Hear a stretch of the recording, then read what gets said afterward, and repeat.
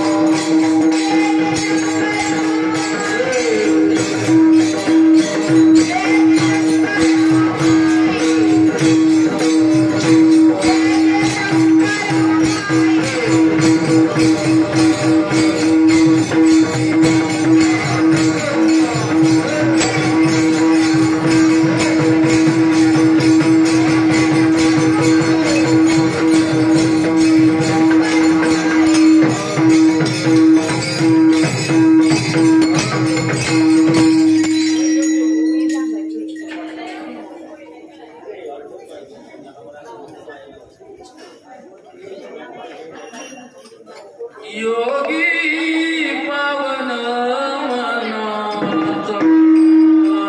योगी पावन मनाचा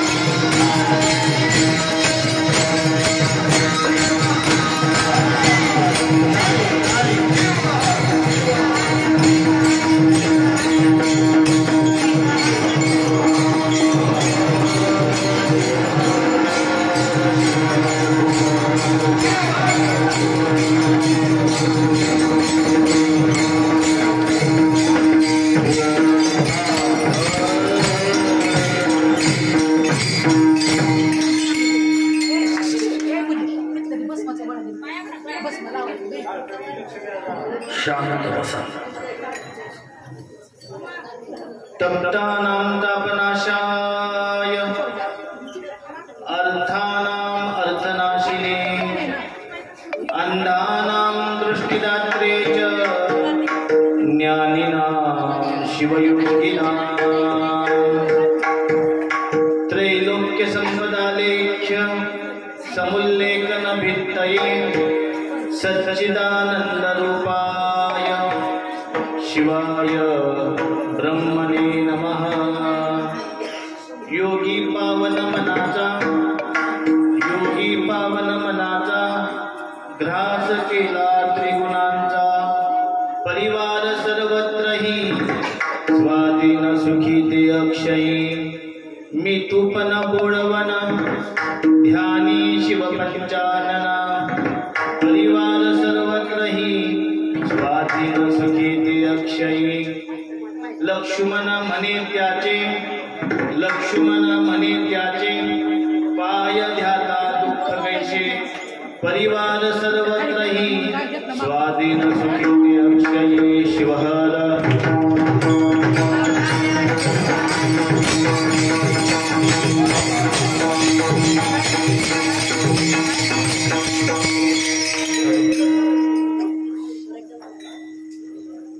या कुंदेंदु तुषारहार धवला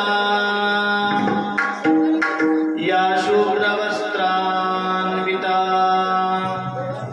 या वीणावरदंड मंडित करा या श्वेत पद्मासना या ब्रह्माच्युत शंकर प्रभुदेवी देवै सदा पूजिता सामां पातु भगवती सरस्वती निशेष जाड्यापहा योगी पावन मनाचा ग्रास केला त्रिगुणांचा परिवार सर्वत्रही स्वाधीन सुखी ते अक्षयी शिवहर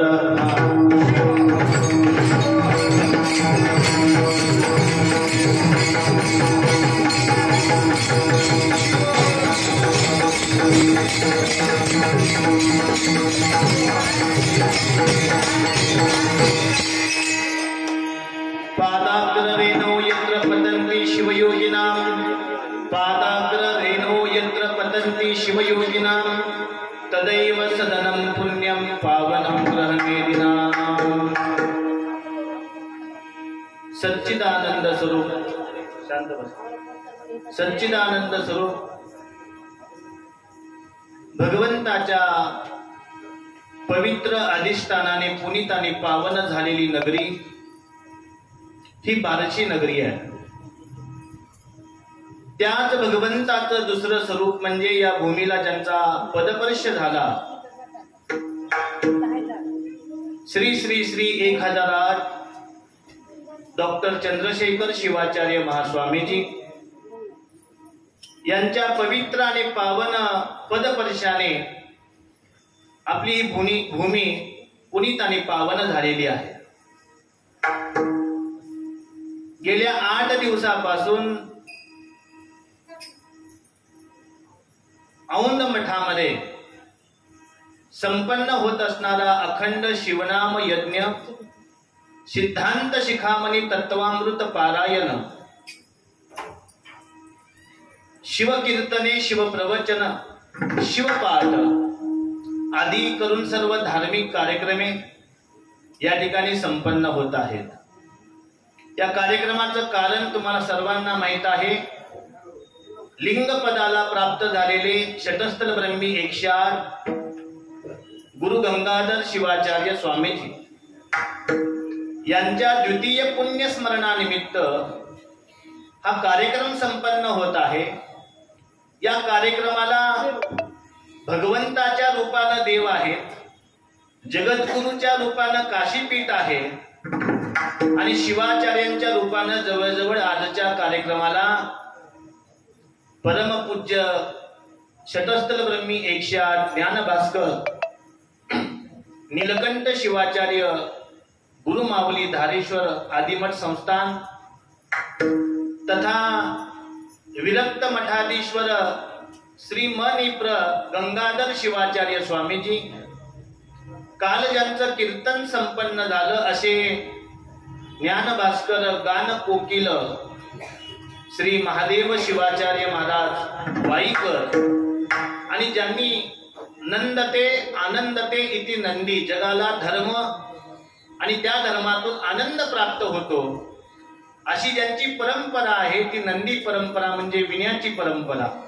आणि तो विना ज्यांनी धारण केला असे रायपाटण मठाध्यक्ष श्री शतस्थल ब्रह्मी 108 रविशंकर शिवाचार्य महाराज आणि बार्शी मठातील परंडकर मठ शतस्थल ब्रह्मी 108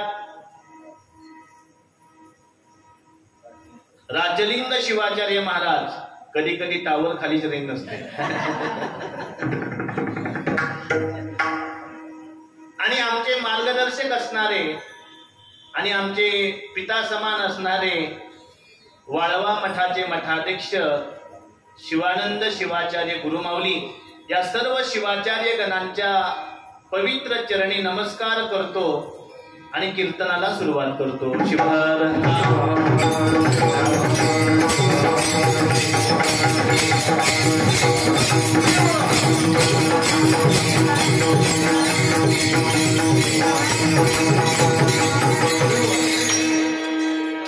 महाराष्ट्रामध्ये ख्यातनाम असणाऱ्या शिवलीलाताई यांच्या वारकरी संप्रदायातील सर्व बालिका या ठिकाणी उपस्थित आहेत.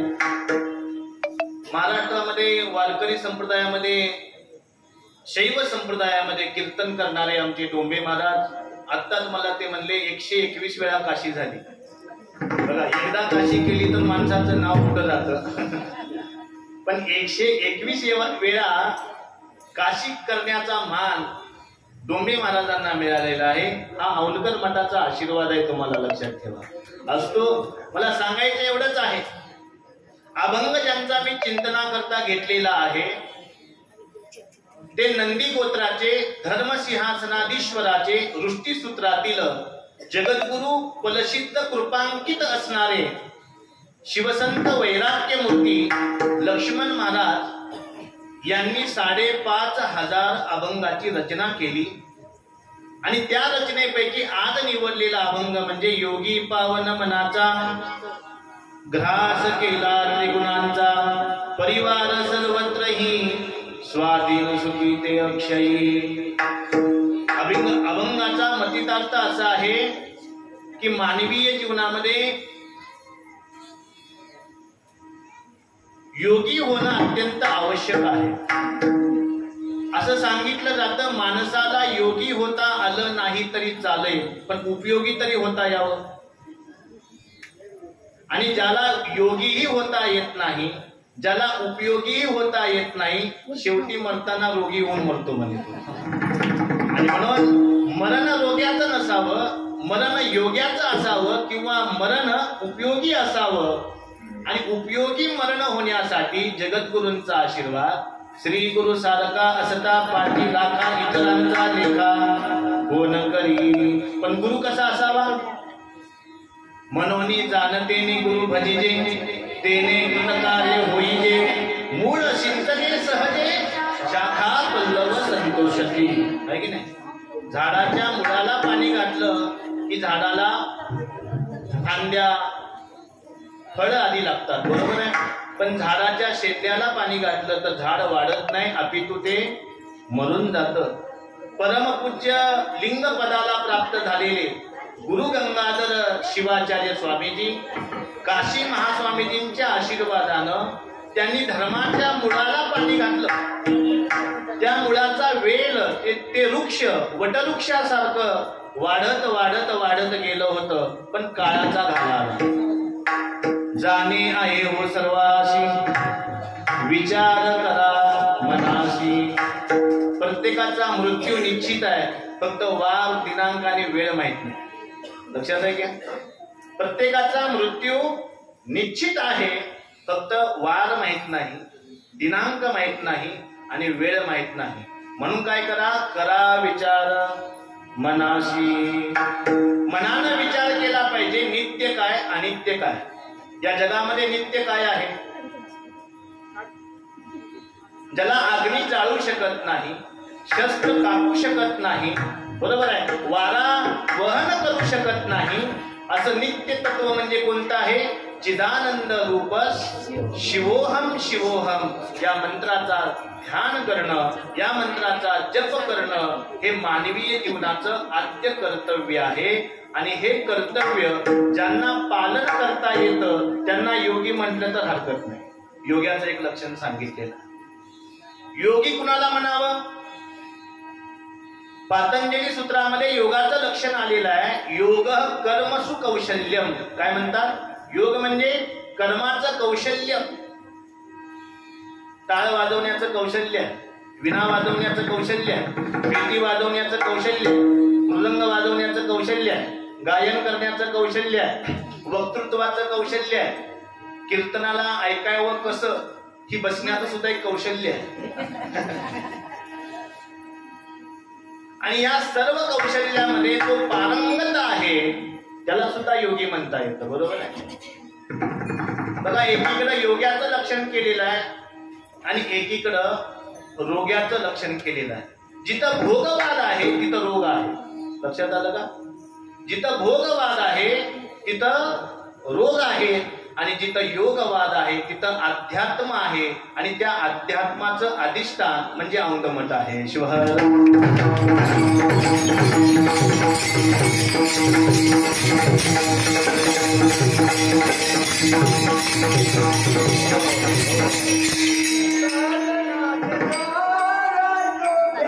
माईच्या समोर या.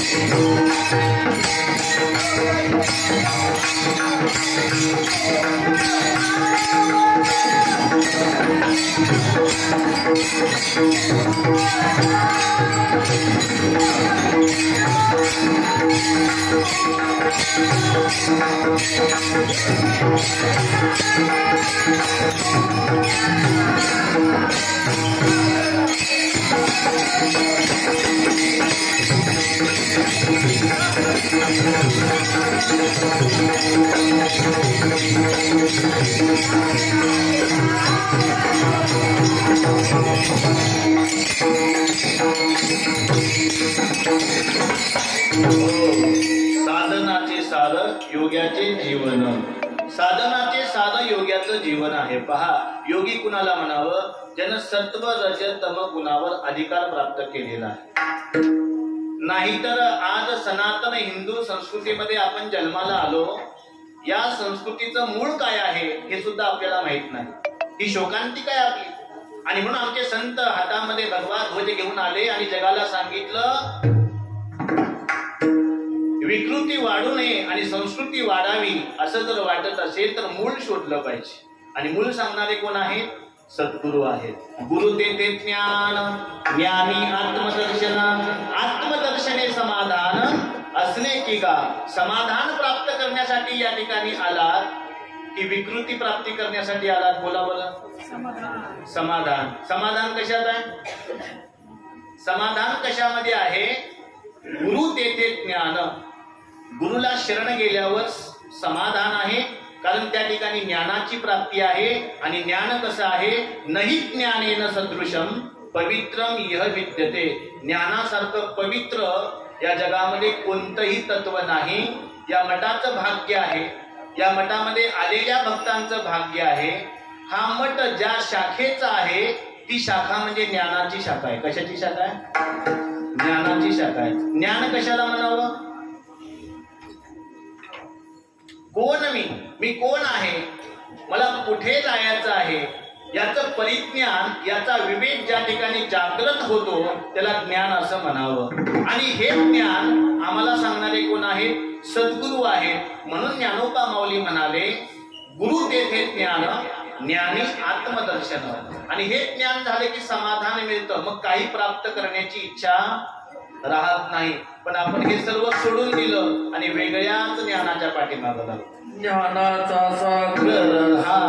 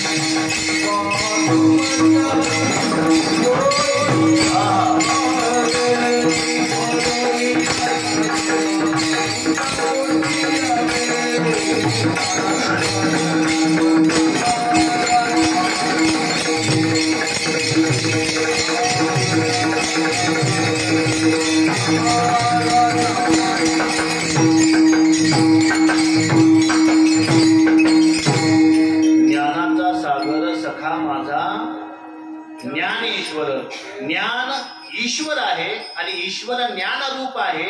हे ज्या नावातून प्रकट होतं त्याला ज्ञानेश्वर म्हणावं. आणि तो ज्ञानाचा सागर आहे. ज्ञानाचं पाणी आपल्याजवळ नाही, एवढा अहंकार आहेत आपल्याजवळ, पण ज्ञानाचा सागर झाल्यावर काय होईल याची कल्पना आपण करू शकत नाही. आणि म्हणून मानवी जीवनामध्ये सत्व रज आणि तम गुणाला अत्यंत महत्व आहे. आणि सत्व रज तम गुणावर विजय प्राप्त करायचा असेल तर शम दम अत्यंत आवश्यक आहे. साधन चतुष्टय संपत्ती अत्यंत आवश्यक आहे. तो अधिकार प्राप्त झाला की सत्व रज तम गुणावर अधिकार प्राप्त करता येतो, त्यांना आपल्या वशमध्ये ठेवता येतो. दृष्टांत सांगतो तुम्हाला. काही पोलीस चोराला कोर्टामध्ये घेऊन जातो. चोर मध्ये आहे, चारी बाजूला पोलीस आहेत आणि ती केस ज्यांच्या विरोधामध्ये होती तो त्या गावचा नेता होता, त्याच्याही चारी बाजूला पोलीस होते. आता यामध्ये अंतर काय? चोरांच्या चारी बाजूला जे पोलीस होते त्या पोलिसांच्या अधीन चोर होता. लक्षात आलं का? चोरांच्या चारी बाजूला असणाऱ्या पोलिसांच्या अधीन चोर आहे आणि नेत्याच्या आजूबाजूला असणाऱ्या 4 पोलिसांच्या अधीन पोलीस आहेत की नेता आहे? नेत्याच्या अधीन पोलीस आहेत. नेता जिकडं सांगल तिकडं जावं लागतंय. तुम्हाला कळालं असेल आता सिद्धांत काय आहे ते. सत्व रज तम गुणावर विजय प्राप्त करणं म्हणजे नेत्याच्या चारी बाजूला पोलीस असण्यासारखं आहे. पोलीस आपल्या अधीन असावेत, आपण पोलिसांच्या अधीन नसावं. आता काळ कसा आहे, आपण देवाजवळ जातो, समाधीजवळ येतो आणि आपलं दुःख किती मोठं आहे ते समाधीला किंवा देवाला किंवा आचार्यांना सांगतो. पण आचार्यांना, समाधीला आपण असं कधी सांगितलंय का? तुमच्या समोर हे दुःख खूप छोटं आहे. अशा पद्धतीची प्रार्थना आपण देवासमोर करत नाही. म्हणून आपण सत्व रजतम गुणावर विजय प्राप्त करत नाही, संयम प्राप्त करत नाही. मला सांगा, देव जर सर्वात श्रेष्ठ असेल, अनो अनियान महतो महियान देवाची व्याख्या केलेली आहे. देव अणुपेक्षा अणु आणि महानापेक्षा महान असेल तर त्या देवासोबत दुःख सांगण्याची गरज नाही. दुःखाला सांगा तुमचा देव किती मोठा आहे हे सांगणारं ज्ञान म्हणजे औंधमठ आहे. शिवाय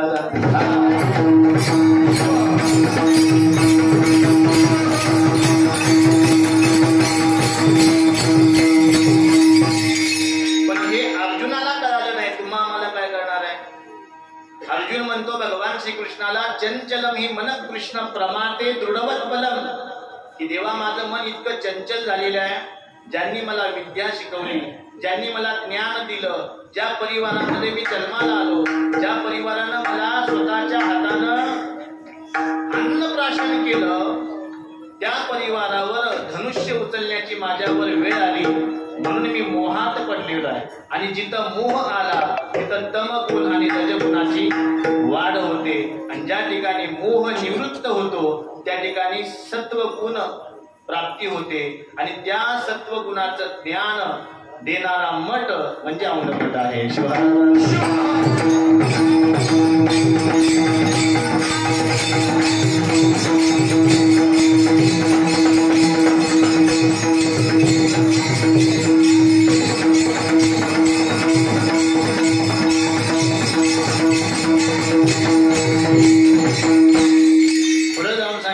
ठिकाणी योगी कुणाला म्हणावं सांगितलं.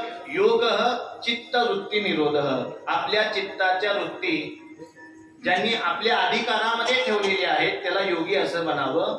आणि तो योग प्राप्त करायचा असेल तर काय करावं लागतं? अभंगाचं पहिलं चरण. योगी पावन पावन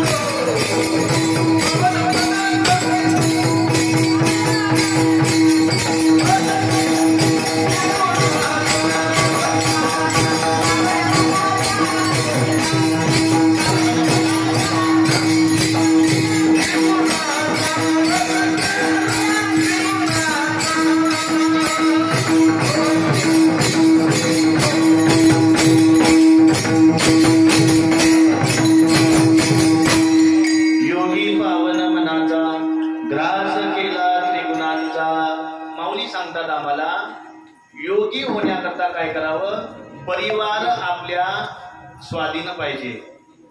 परिवार दोन प्रकारचे असतात. एक बाह्य परिवार आहे आणि एक अंतरंग परिवार आहे. बाह्य परिवारामध्ये जर भांडण झालं तर वेगळं राहावं लागतं. आणि आताची लग्न तर त्या पद्धतीनंच व्हायलेत, है की नाही? हम दो हमारे दो बाकी दो जाने दो, गोइंग टू वृद्धाश्रम, है की नाही? असा सिद्धांत जर मान्य असेल तरच लग्न होतात. बरोबर आहे. याला काय म्हणायचं? परिवार विभक्त करून लग्न करणं. पण खऱ्या अर्थानं परिवारातला बाह्य आनंद कधी आहे? माऊली सांगतात एका ठिकाणी, सानंद सदनम सुताच सुदयः कांताच मधुरभाषणी सन्मित्रम सुधनम सयोचित रतिश्च आज्ञापरे सेवका साधो संतमुपासते हि सततम धन्योग्रस्ताश्रमा. बाह्य परिवार धन्य कधी आहे? घरामध्ये आनंद असेल. मला सांगा, एकत्रीकरणामध्ये आनंद आहे की तोडण्यामध्ये आनंद आहे? तुम्हाला सुई आवडते की कात्री आवडते? सुई आवडते. वा, चांगली गोष्ट आहे. कात्री काय करते? विभक्त करते. आणि सुई काय करते? जोडते. जोडणे म्हणजे योग आहे आणि त्याला तो जाणतो त्याला योगी म्हणावं. शिवाला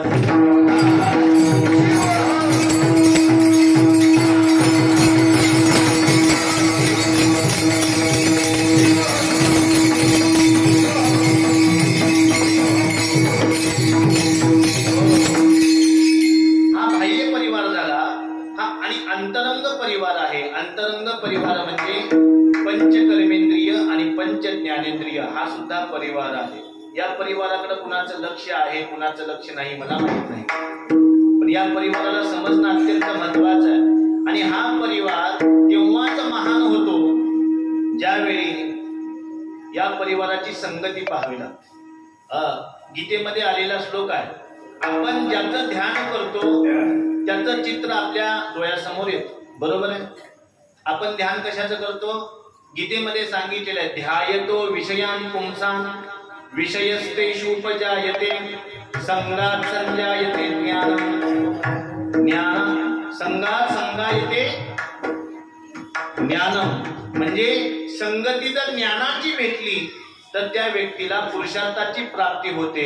आणि संगती जर विषयाची भेटली तर काम क्रोध लोभ मोह मद मत्सर यांची वाढ होते, मती भ्रंश होतो आणि बुद्धीचा नाश होतो. मग संगती कशाची करावी? परिवार चांगला राहण्यासाठी संगती कशाची करावी? मन्मथ माऊलींनी सांगितलेलं आहे, गुरु आणि लिंग जंगमाची सेवा देही मज देवा जन्मोजन्मी. गुरु आणि लिंग जंगमाची सेवा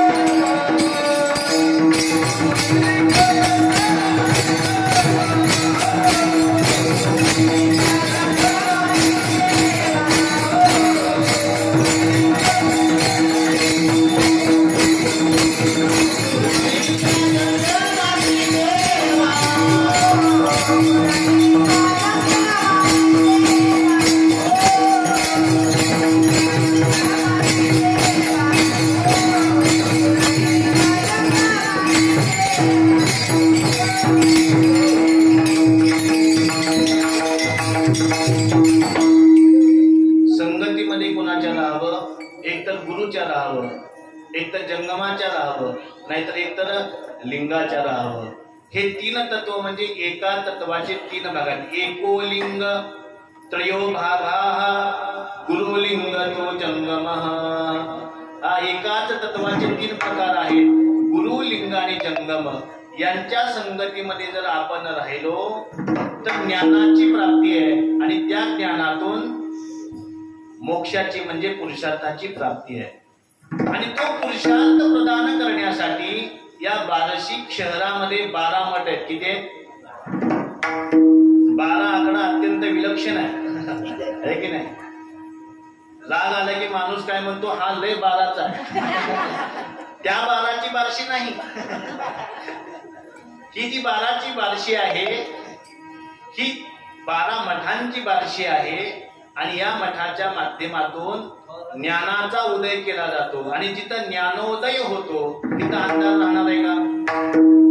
अज्ञान तिमिरांधस्य ज्ञानांजन शलाकया चक्षुः उन्मीलितं येन तस्मै श्री गुरुवे नमः. येता येता मी रस्ता चुकलो होतो. एकाला विचारलं की मला मठात जायचं आहे. तो मला म्हणाला, कशासाठी मठात जायचं? म्हणजे ज्याला ज्ञानाचं अंजन लावायचंय त्यानं मठात यायचं आहे की नाही? मठामध्ये कशासाठी यायचं? ज्ञानाचं अंजन लावण्याकरता. आपण कशासाठी आलोय? ज्ञानाचं अंजन लावण्यासाठी. कारण आज काशी महास्वामीजींचं आगमन या ठिकाणी झालेलं आहे. बघा, काशी शब्दाचा अर्थ किती महान आहे. काश्यते प्रकाश्यते अनेन इति काशी. जी प्रकाश देणारी आहे तिला काशी म्हणावं. त्या काशीमध्ये क्षण मात्र जरी आपण राहिलो तर मुक्ती प्राप्त होते. असं वैभव ज्या काशीचं आहे. एवढंच नव्हे, आपल्या भागामध्ये आपण दान कशाचं देतो? धनाचं दान देतो. आपण दान कशाचं देतो? पैशाचं देतो. आपण दान कशाचं देतो? मतदानाचं, पैसे घेऊन.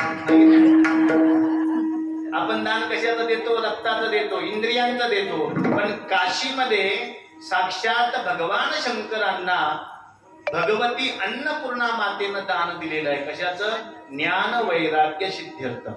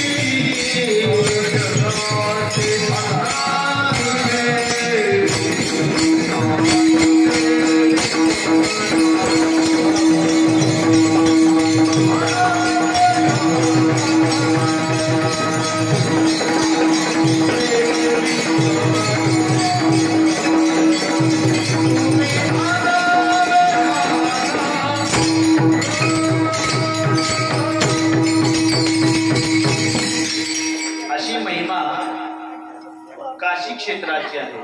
म्हणजे तिथं साक्षात अन्नपूर्णा मातेनं जे दान दिलेलं आहे ते दान कशाचं आहे? ज्ञानाची सिद्धी मिळू दे आणि वैराग्याची सिद्धी मिळू दे याकरता आपण दान देतो. आपण दान कशासाठी देतो? पुत्रं देहि यशं देहि, आहे की नाही? पुत्राची प्राप्ती व्हावी, धनाची प्राप्ती व्हावी, वस्तूची प्राप्ती व्हावी याकरता आपण दान देतो. पण साक्षात अन्नपूर्णा मातेनं हे जग ज्ञानमय झालं पाहिजे, हे जग वैराग्यमय भक्तिमय झालं पाहिजे असं दान दिलेलं आहे. आणि अशा पवित्र भूमीतून आज महास्वामीजींचं या ठिकाणी आगमन झालेलं आहे. म्हणजे बार्शी आता ज्ञान भक्ती आणि वैराग्यानं संपन्न होणार आहे. शिवार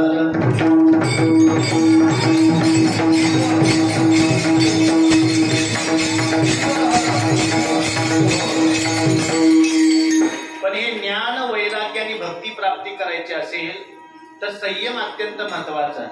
दृष्टांत देतो पहा. एक व्यक्ती घोड्यावर बसला. तो घोडा बिना लगामीचा होता. लगाम म्हणजे कळतंय की, आणि त्याला जायचं होतं पंढरपूरला बार्शीतून.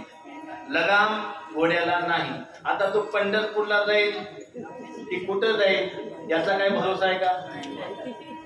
स्मशानभूमीत मात्र निश्चित जाईल. स्मशानेश्वा क्रीडा स्मरहर पिशाच्या सहचरा आहे की नाही. मला काय सांगायचंय पहा. लगाम नसलेला घोडा आपल्या गंतव्य स्थानापर्यंत पोहोचवू शकत नाही, पण लगाम असलेला घोडा मात्र आपल्या गंतव्य स्थानापर्यंत निश्चित घेऊन जातं. लगाम घोड्याला असणं म्हणजे परिवार आपल्या स्वाधीन असणं. आणि हा परिवार ज्यांच्या स्वाधीन आहे त्यांचं जीवन कसं आहे? स्वाधीन सुखी ते अक्षयी. अभंगाचं दुसरं चरण.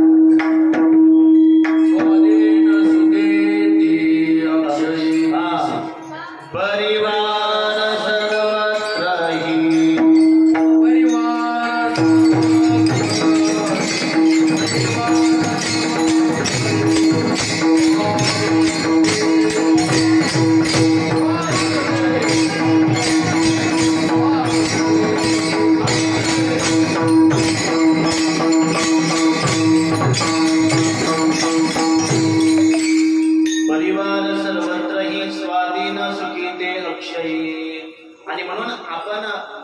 परिवार स्वाधीन ठेवला पाहिजे. मग तो बाह्य परिवार असेल तर लौकिक उत्कर्ष आहे आणि अंतरंग परिवार असेल तर अलौकिक उत्कर्ष आहे. आणि या दोन्ही उत्कर्षांना प्रदान करणारं तत्व म्हणजे काशीपीठाचं तत्व आहे. आणि त्या पीठाचा हा शाखा मठ आहे. लिंगैक्य आचार्य शतस्थल ब्रह्मी 108 आमचे आत्मीय मित्र होते, सहोदर होते, गंगाधर शिवाचार्य महाराज. ते आज आपल्यामधून शरीरानं गेलेले आहेत, पण ते तत्वानं मात्र अजूनही जिवंत आहे. तत्व कधी मरत नाही, लक्षात ठेवा. तत्व ज्या दिवशी मरेल त्या दिवशी धर्म बुडून जाईल. तत्व ज्या दिवशी मरेल त्यावेळी सूर्यचंद्र उगवणार नाहीत. कारण गीता सांगते न तत भासयते सूर्यो न शशांक न पावकः. असं सांगतात. गुरुतत्व म्हणजे सूर्याचा प्रकाश आहे. गुरुतत्व म्हणजे चंद्राचा प्रकाश आहे. आणि म्हणून गुरुतत्व कधी मरत नाही.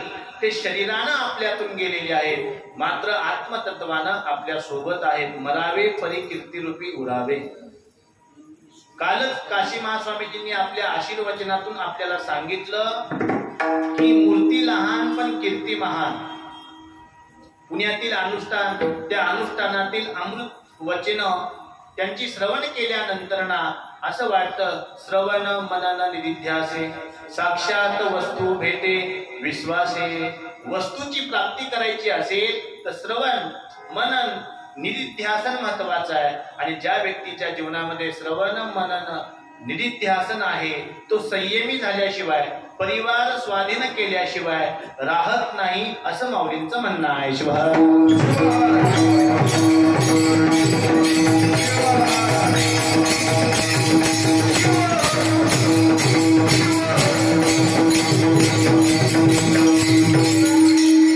ठीक आहे म्हणाले. आम्ही श्रवण करतो, मनन करतो, निधिध्यासन करतो आणि त्यातून आम्हाला वस्तूची प्राप्ती होईल म्हणलं. पण एक गोष्ट लक्षात ठेव, जगामध्ये अनेक ज्ञानी आहेत. ज्ञानी होणं वेगळं आणि ज्ञानाचा अहंकार बाळगणं वेगळं. लक्षात आलं का? ज्ञानाचा अहंकार आला की मी पण येतो, बरोबर आहे. ज्ञानाचा अहंकार येऊ नये, भक्तीचा अहंकार येऊ नये, कलेचा अहंकार येऊ नये, धनाचा अहंकार येऊ नये. अहंकार आला, रावण आला. काय अहंकार आला? समुद्राला गोड करीत, रावणाचा अहंकार आहे. स्वर्गाला शिडी लावीन, रावणाचा अहंकार आहे. सोन्याला सुगंध आणीन, रावणाचा अहंकार आहे. प्रयत्न असता तर सिद्धीला गेला असता, अहंकार असल्यामुळे सिद्धीला गेला नाही. आणि म्हणून ज्ञान असावं पण अहंकार रहित असावं. संत सूर्यासमान आहेत पण तापही नाही. संत चंद्राप्रमाण आहेत पण लांछनही नाहीत. तसे आमचे गंगाधर शिवाचार्य महास्वामीजी होते.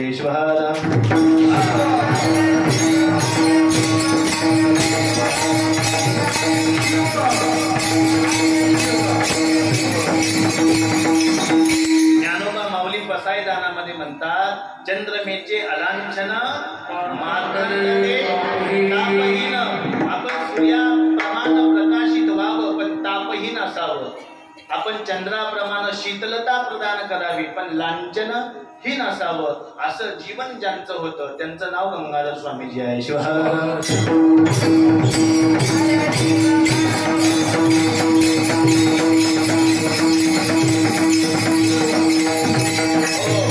आणि हे सर्व प्राप्त करण्यासाठी अहंकार नसावा. मग अहंकाराची जागा कुणी घ्यावी? ध्यानानं. गीतेचा 12वा अध्याय पाठ असेल तुम्हाला आहे. आणि त्या गीतेच्या 12व्या अध्यायामध्ये आलेला एक श्लोक आहे. काय म्हणतात? ज्ञानात ध्यानम विशिष्यते. आहे की नाही? ज्ञानापेक्षा श्रेष्ठ काय आहे? ध्यान आहे. आणि ते ध्यान लावलं की मितूपणाची बोळवण होते. अभंगाचं 3रं चरण.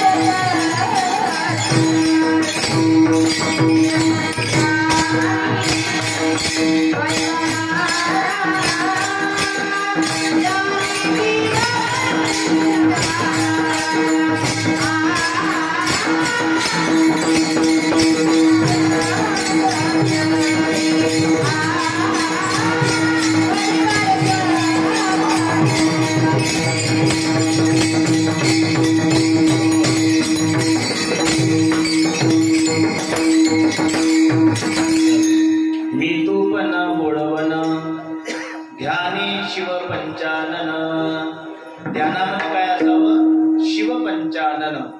शिवपंचानन म्हणजे पंचमुखी परमेश्वराचं ध्यान केलं. सत्योजात वामदेव अघोर तत्पुरुष आणि ईशान. त्या पंचमुखी परमेश्वराचं ध्यान आपल्याला लावता आलं पाहिजे. आणि ते ध्यान सांगणारे, त्या ध्यानामध्ये मग्न करणारं तत्व म्हणजे गुरुतत्व आहे. आणि म्हणून सांगतात गुरुतत्वात परम नास्ती. गुरुतत्वापेक्षा श्रेष्ठ काहीही नाही. आणि म्हणून आज शरीर रूपानं जरी महाराज आपल्यामध्ये नसले तर ते आत्मरूपानं, त्यांच्या ज्ञान रूपानं, भक्तीच्या रूपानं, प्रेम रूपानं ते आपल्यामध्ये जिवंत आहे. ते गुरु या तत्वानं महान होतेच होते पण मित्र या तत्वानं सुद्धा महान होते. जीवनामध्ये अनेक मित्र भेटतात. पण मन्मथ माऊलींची ओवी आहे, सखा तो जिवलग जीवीचा. काय सांगतात? सखा तो जिवलग जीवीचा, तयाने परशिव केला जीवाचा. त्याच्या अगोदर सांगितले बंधू मित्र पूर्वज कोळीचा, तयाने परशिव केला जीवाचा, तया गुरुशी नमो आता.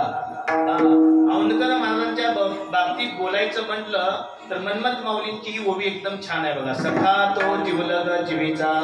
कशा आहेत महाराज? त्यांच्यामध्ये सख्यत्व आहे. श्रद्धा कशा आहे सवी? श्रद्धेमध्ये सख्यत्व असेल तर श्रद्धा माणसाला सुदामा आणि कृष्णासारखी प्राप्ती करून देते. श्रद्धेमध्ये सख्यत्व नसेल तर सुदाम्याला कृष्ण भेटणार नाही आणि कृष्णाला सुदामा भेटणार नाही. असं मैत्रीचं जीवन ज्यांचं आहे त्यांचं नाव गंगाधर शिवाचार्य आहे. शिवा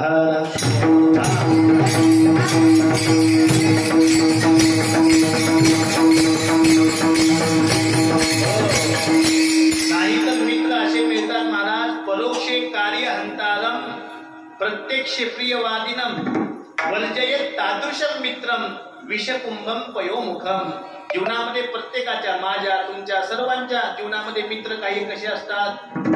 समोर भेटलं की गोड बोलणारा आणि पाठीमाग गाड्या करणारा, असा मित्र जीवनामध्ये नसावा. आणि असेल तर त्याला काढून टाका. कारण आता समजा तुमच्या ताटामध्ये तुमचा आवडता पदार्थ आला, मग आपण काय करतो? शिवयोगिनी संतृप्ते तृप्तोभूती शंकरा, लवकर आटपा म्हणतो. का? मनातल्या मनात आवडता पदार्थ ताटामध्ये आलेला, तो आवडता पदार्थ ताटातला तोंडापर्यंत गेला. शिवहर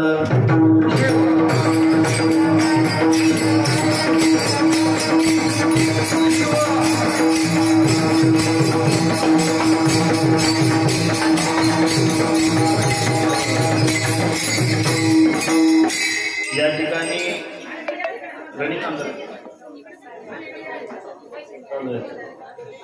या बार्शी नगरीचे आमदार श्रीमान दिलीपजी सोपल यांचं आगमन झालेलं आहे.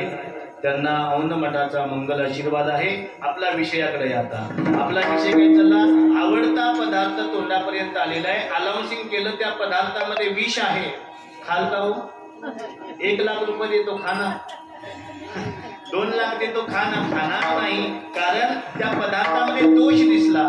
दोष दिसल्यानंतर ना पदार्थ जसा आपण त्याग करतो तसं पाठीमाग कार्य करण्याचा त्याग करा. शिवहर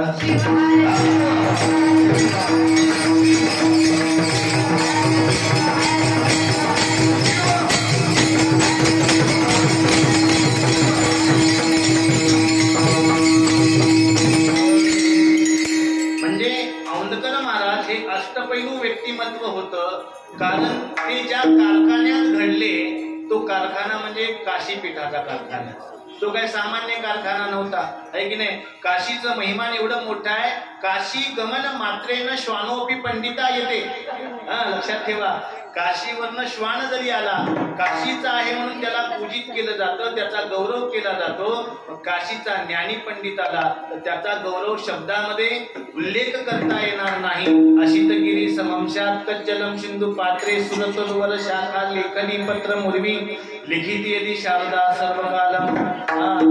साक्षात सरस्वती माता जरी बसली तर तिचं गुण गाता येणार नाही.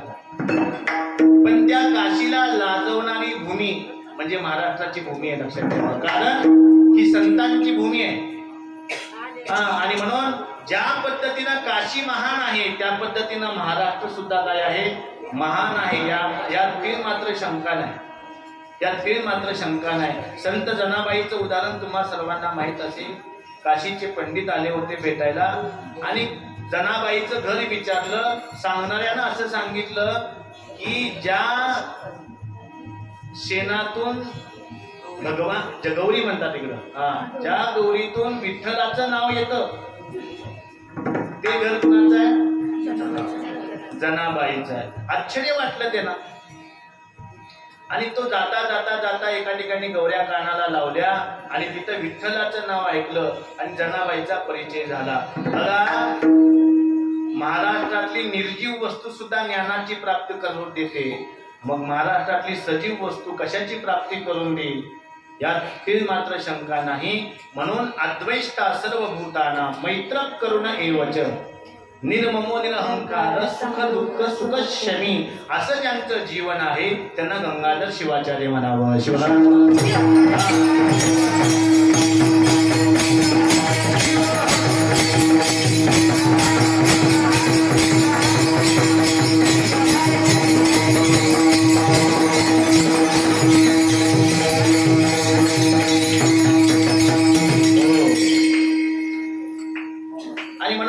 शिवसंत लक्ष्मण महाराज या अभंगाच्या माध्यमातून एवढा मोठा मतितार्थ आपल्याला सांगतात. मी फक्त संक्षिप्त रूपाने तुम्हाला या ठिकाणी प्रकट झालेलो आहे. कारण आता धर्मसभा संपन्न होणार आहे. लक्षात आलं का? धर्मसभा संपन्न होणार आहे. जाता जाता एकच सांगतो, गुरुतत्व म्हणजे काय? अद्वैताची प्राप्ती म्हणजे गुरुतत्व. पहा, या ठिकाणी टाळकरी उभे. कोण उभे? टाळकरी. प्रत्येकाच्या गळ्यामध्ये टाळ आहे आणि त्या टाळाला बाजू किती? टाळाला बाजू दोन आहे पण आवाज एक आहे. दोन बाजू द्वैताचं प्रतिपादन करतात, आवाज मात्र अद्वैताचं प्रतिपादन करतात. मृदंगाला बाजू दोन आहेत परंतु आवाज मात्र एक आहे. आपल्याला डोळे दोन आहेत, रूप मात्र एक आहे. द्वैतातून अद्वैताची प्राप्ती कशी करावी हे जिथून शिकायला मिळतं त्याला गुरुतत्व असं म्हणावं. शिवाय